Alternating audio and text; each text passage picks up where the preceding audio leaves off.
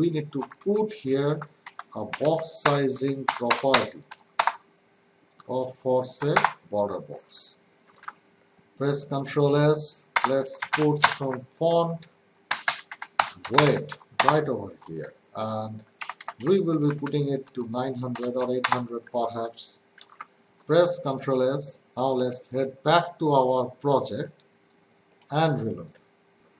We can see practically that the hello world text, it has now gone up onto the top of this web page that we had created earlier. This is due to the fact, if we head back to our project, we can see that we have defined a position of absolute, but we had never defined the relative position of the parent container, which is practically holding this h1 element right over here.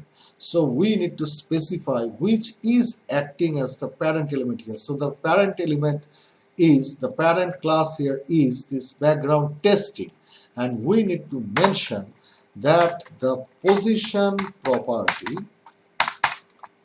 of this individual element here. So we have placed it relative. Now let's head back and reload, and we can see that we are practically able to place it in the middle of this individual div element, but not at the exact center. So we need to check out what the problem is going on. First of all, let's put some kind of color to it such that it gets prominently visible in front of us. So we are practically putting a white color right over here in the first place. Reload, and we can see that this is the exact result, but still the problem persists on. We can see that the text element is practically not aligned at the exact center of this individual div element. So what's the problem is going on? Let's check on the code. Let's see what is happening right over here into the code that we have created so far. And we can see that we have made this mistake. So instead of 50% to the vertical y-axis direction, we will be using a negative top shift of the text element that we have created. So press Ctrl S, and let's head back to our project and reload, and we can see that everything now stands quite in the middle. So what is the function of this transform function? If we just comment it out here, press Ctrl S, head back to your project and reload, and we can see that this will be the result. So let's inspect our element Q.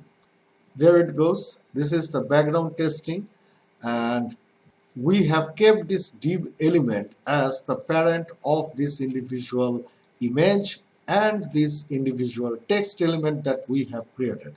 Now, in case of this individual text element, we have kept this position to absolute, and we have mentioned that from top it will be leaving a total of 50%, and from the left it will be leaving a total of 50%. So in an order to compensate that, in the next case we need to activate this transform translate function, which is practically, as we can see right over here, shifting the text element at a value of minus 50% to the x-axis and minus 50% to the y-axis in our div element. So all it is going to do, it is going to imposing our text element at the exact central or the middle portion of this individual div element that we have created right over here.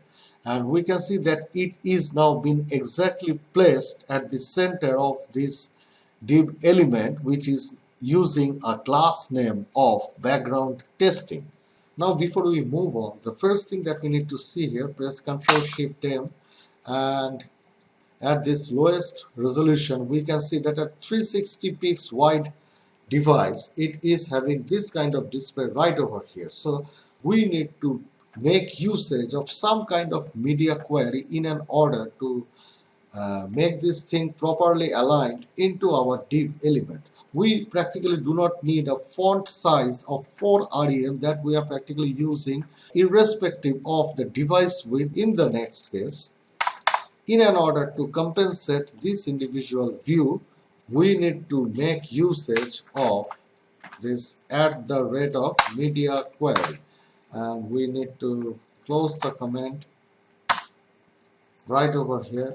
So we have now made usage of this at the rate of media query, which is specifying that a maximum width of, sorry, not this is the maximum width, this is the max width.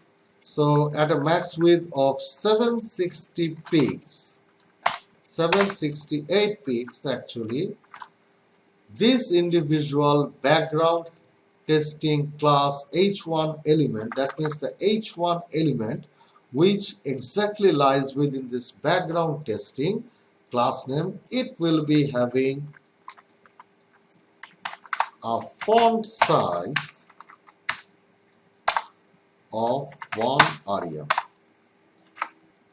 There it goes. Now press Ctrl S, head back to your project and reload, and now we can see that this will be the result. And as usual, we haven't turned on this transform translate function. That is why this eerie display is being displayed to us, is being shown to us. So let's head back to our project and reload, and we can see now everything comes right back into the order. Everything now placed right at the center of this individual element. Now if we put here 640 pixels wide device, this will be the result. If we put here 768, we had placed here this command. Remember that we had said that for this maximum of 768 pixels value, the background testing H1 element, it will be having a font size of 1 rem. So in that case, reload, and you can see that up to this 768 pixels device width, it is now using a font size of 1 rem. Let's inspect this element, and there it goes. This is the font weight. The font size is now shown as 1 rem. But if we now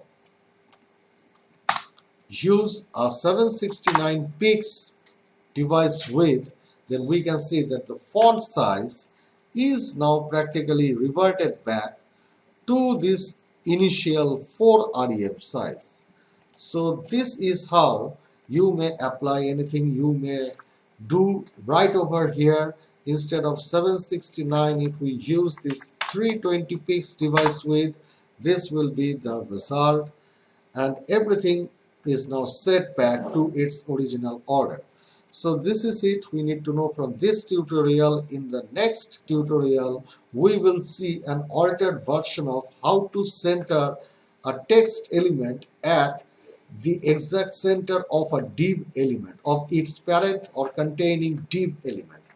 So if you guys have liked this tutorial, then do not hesitate to hit that red subscribe button down below.